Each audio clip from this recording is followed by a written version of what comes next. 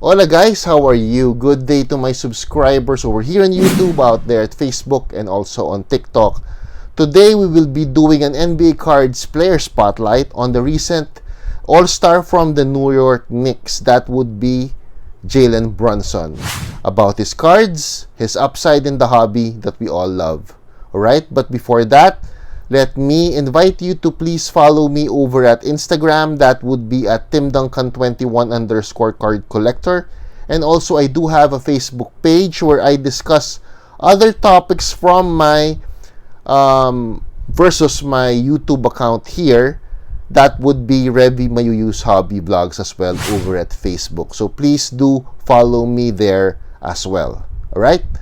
So let's discuss what is the upside of Jalen Brunson in the hobby that we all love. Let's go.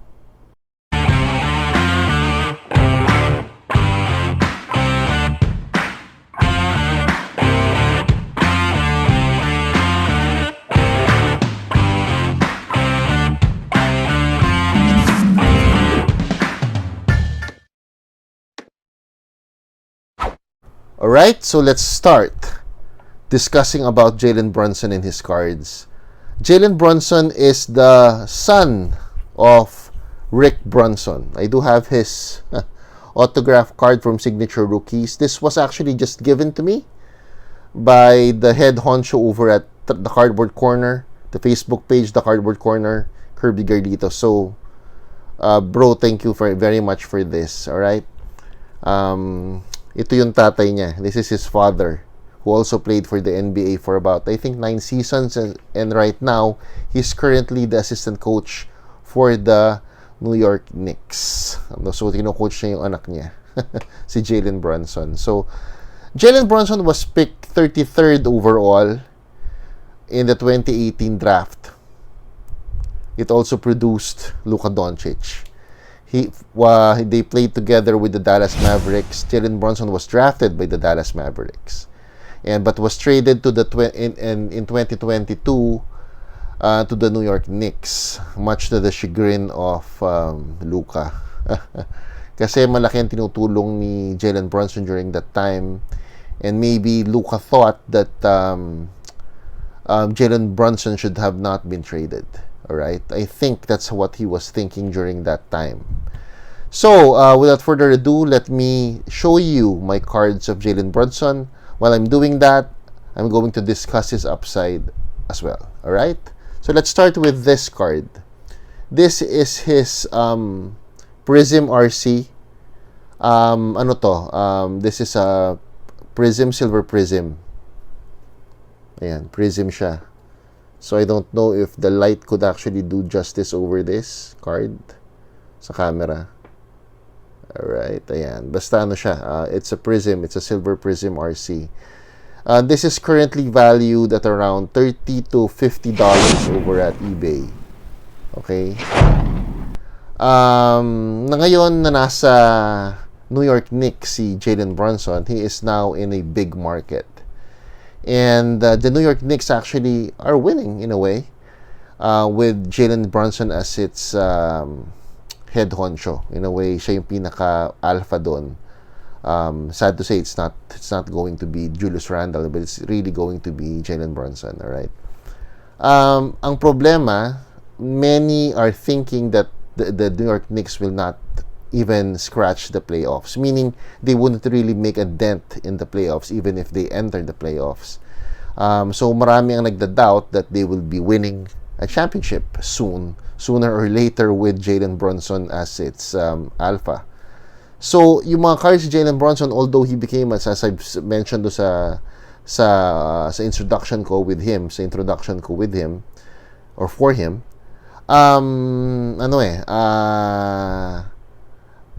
we don't know kung bakit ganon kababa lang. Isipin nyo, Silver Prism RC is just at $30. Although tumaas na to from his Dallas Mavericks days. Right? Mas mababa to during that time.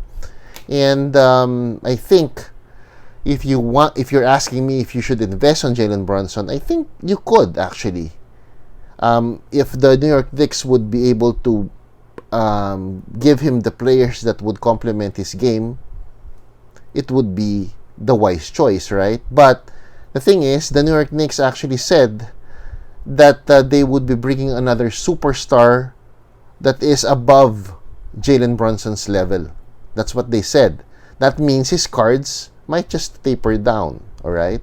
But as I've mentioned before during my other in my previous vlog, sugal ang NBA cards investing. When you invest in NBA cards, it's a gamble.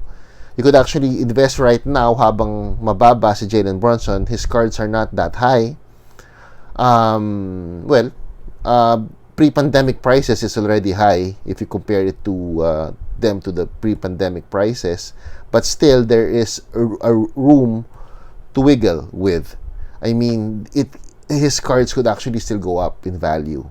Remember, his silver RC, Prism RC is just valued at about $30 to $50. Actually, $30 may mabibili ka nito over at eBay right now.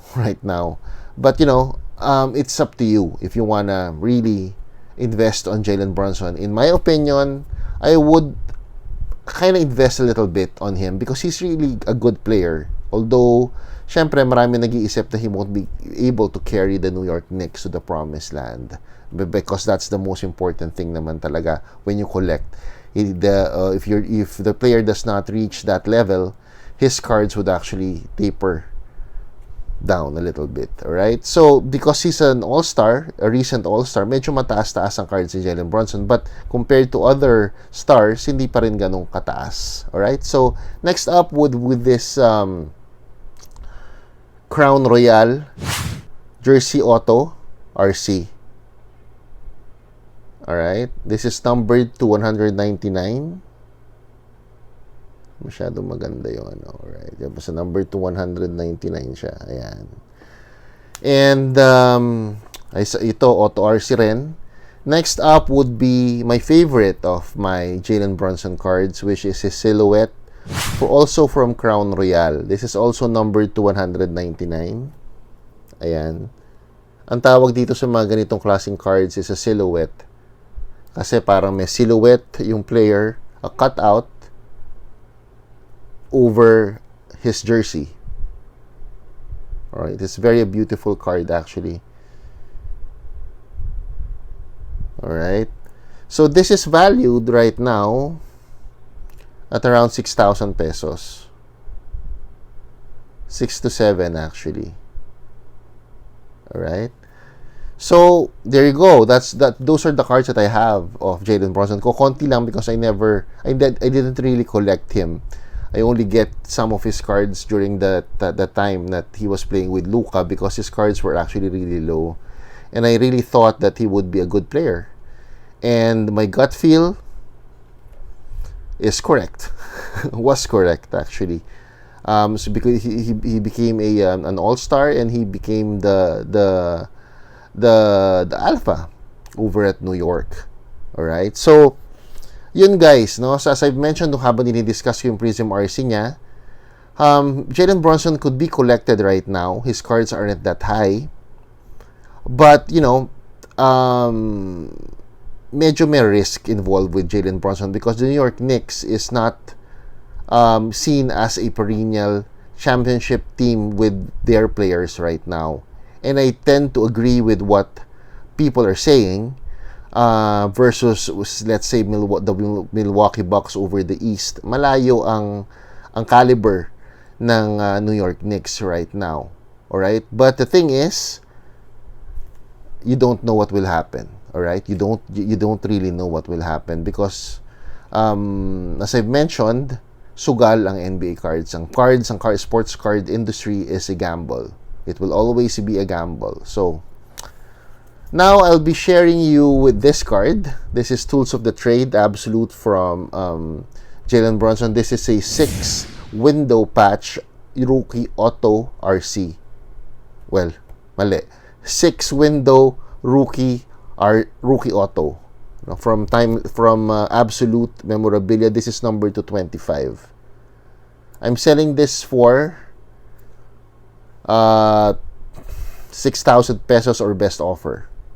PM nyo lang ako. Kahit na siguro 5,000 pwede ko pakawalan tong card na to. Even at 4-5, I don't know. Let's talk. if you want this card. All right. So there you go, guys. No, I really wanted to talk about Jalen Brunson ever since he became an all-star, and this is the platform that I thought of rather than posting it over at my Facebook page, because I wanted you to find, hindi naman lahat ng sinasabi ko kasi dito sa vlogs ko are really hyped players, no? Well, Jalen Brunson is kind of hyped, but not that hyped compared to Shai, compared to the other players like, Shai Gilgeous-Alexander is pretty high right now, and I was able to discuss him a few weeks back. And apparently, he's one of one black prism, I think, sold for $100,000 over at, I can't remember if it was PWCC or Golden, but it was sold for $100,000+. Would you believe that? All right, so wala talagang gumagawa si Shai SCSGA right now, and that could happen to Jalen Brunson in the next few years. You wouldn't know. That's the gamble that I'm talking about when you delve into investing in sports cards. All right, so let's go. Thank you very much for watching, and I hope you could actually subscribe to the channel so that you would always be notified whenever I have vlogs. Just click that notification down below. All right, thank you very much, and God bless, and see you soon.